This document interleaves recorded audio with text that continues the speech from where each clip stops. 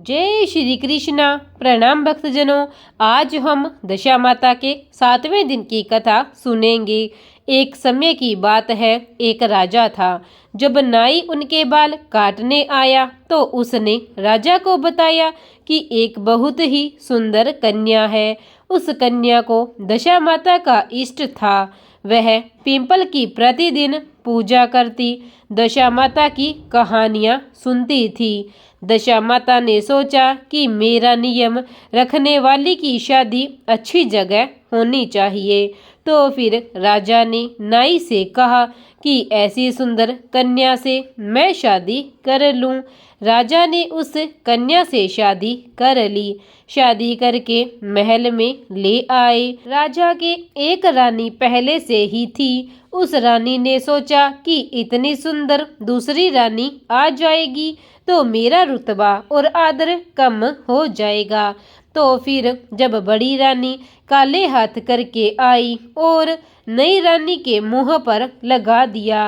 राजा ने जब नई रानी का चेहरा देखा तो बहुत दुखी हुए कि नाई ने हमारे साथ धोखा करा। ऐसे काले मुंह वाली गिलहरी जैसी शक्ल वाली लड़की से मेरी शादी करवा दी। राजा ने नई रानी को अलग कक्ष में रख दिया।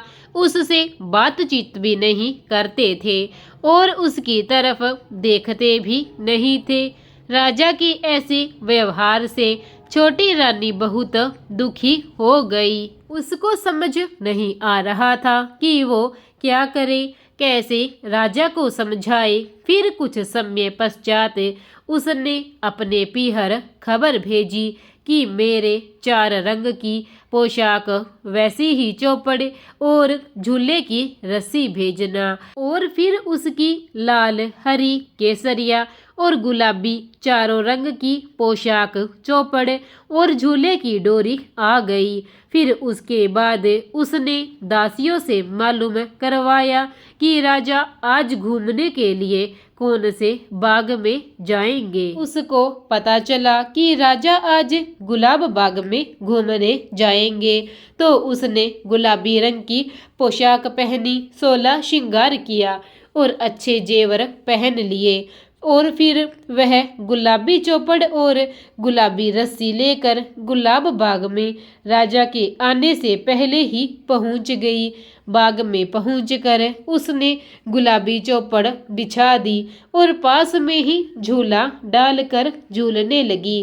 राजा बाग में घूमने आए तो उन्होंने उसे देखा और सोचने लगे कि कितनी सुंदर राजकुमारी झूल रही है। रानी ने पूछा, चौपड़ खेलें? तो राजा ने हामी भर दी। दोनों चौपड़ खेले, बातें करे और फिर राजा वहां से चली गई।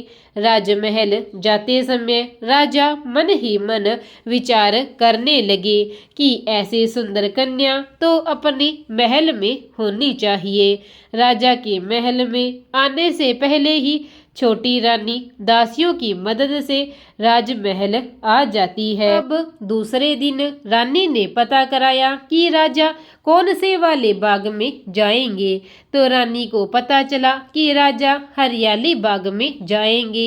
उस दिन रानी हरी पोशाक पहनकर और 16 श्रृंगार करके, हरी चौपड़, हरी रस्सी लेकर दासियों को साथ में लेकर बाग पहुंच गई। चौपड़ बिछाया, झूला लगवाया और झूलने लगी।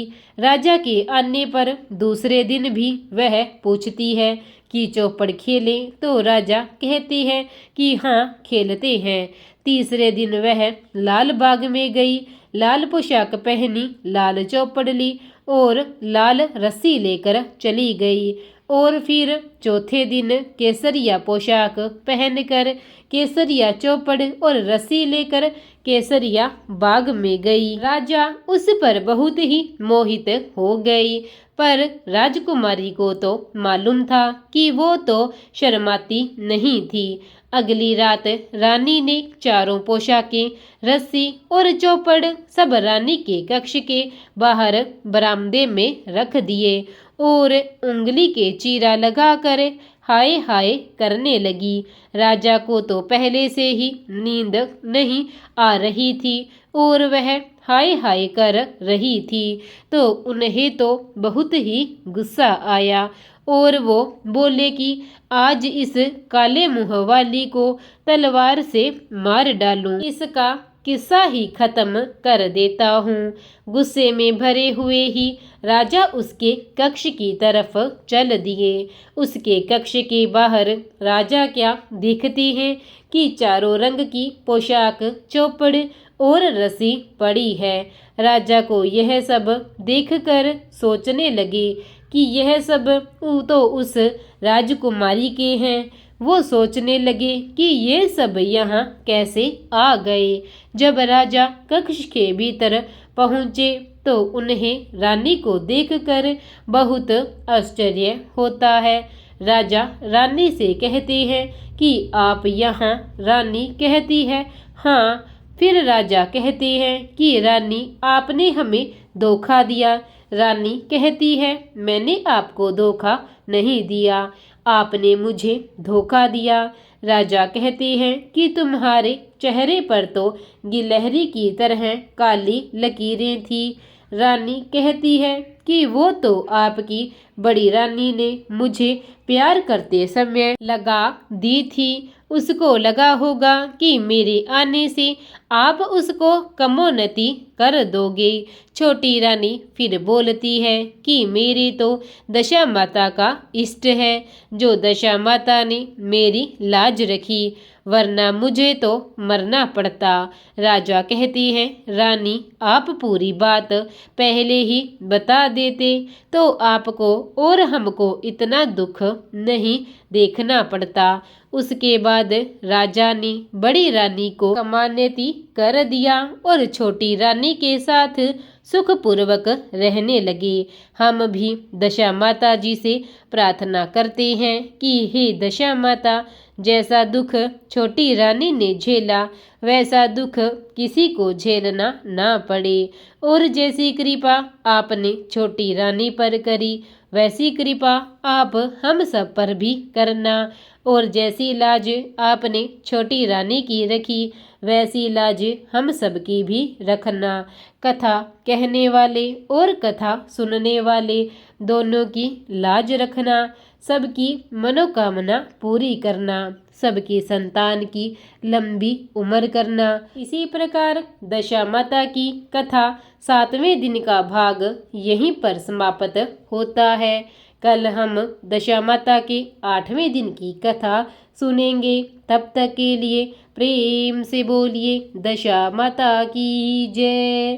प्रिय भक्तजनों, अगर आपको मेरी यह दशा माता की कथा अच्छी लगी हो तो कथा को लाइक और चैनल को सब्सक्राइब अवश्य करना, ताकि नित्य मेरी सभी कथाएं आप तक सबसे पहले पहुंचती रहे। धन्यवाद।